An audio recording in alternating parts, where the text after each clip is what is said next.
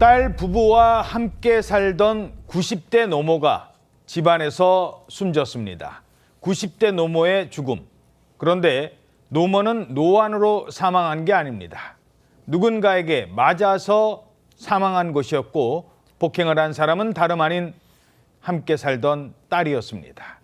어떤 사건입니까? 네, 인천 부평구의 한 주택가에 주택에서 발생한 사건인데 지난 23일 오후 5시 40분쯤에 어머니가 숨을 쉬지 않는다라면서 함께 살고 있던 60대 딸이 119로 직접 신고를 했습니다. 그래서 구급대가 현장에 도착했는데 보니까 90대 노모가 누군가한테 맞아서 얼굴과 몸에 멍이 든 채 사망한 것처럼 보인 겁니다. 예. 소방당국이 바로 경찰에 대응 요청을 했는데 경찰이 현장에 도착해서 체포를 한 건 바로 119에 신고를 했던 60대 딸 그리고 그 남편, 그러니까 이 숨진 90대 노모의 사위였습니다. 그러니까 90대 어머니가 사망할 때까지 때린 범인은 바로 함께 살고 있던 딸이었던 겁니다.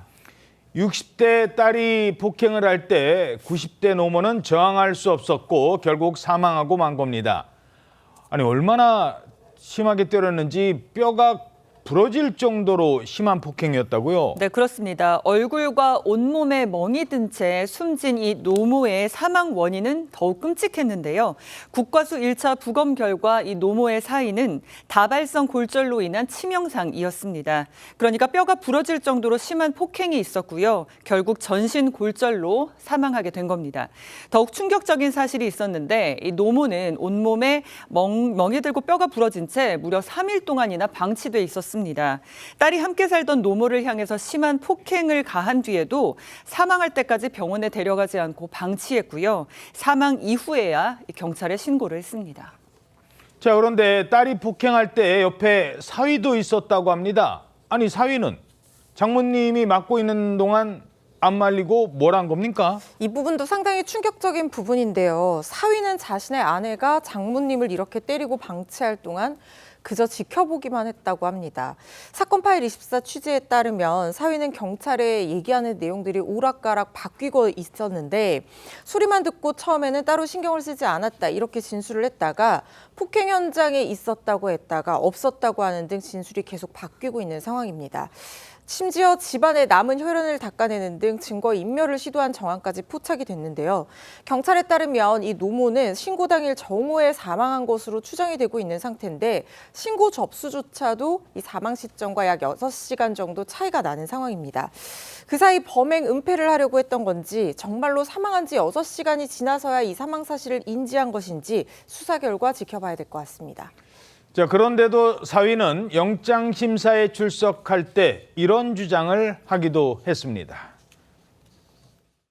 어머니 왜 살해하셨습니까? 혹시 좀 잘못되실 수 있다는 가능성은 인지를 못하셨어요?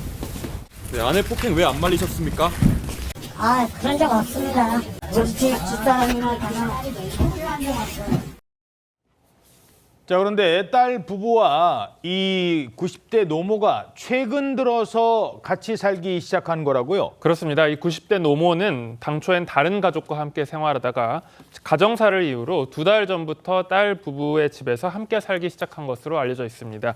어떤 이유 때문에 딸과 함께 생활을 시작했는지 그리고 사망한 어머니가 워낙 고령이었던 만큼 치매나 간병과 관련된 범행이었는지 등등 자세한 범행 동기에 대해서는 조사 중입니다. 아직까지 가정사라는 것 외에는 구체적인 범행 이유가 알려지진 않았는데요.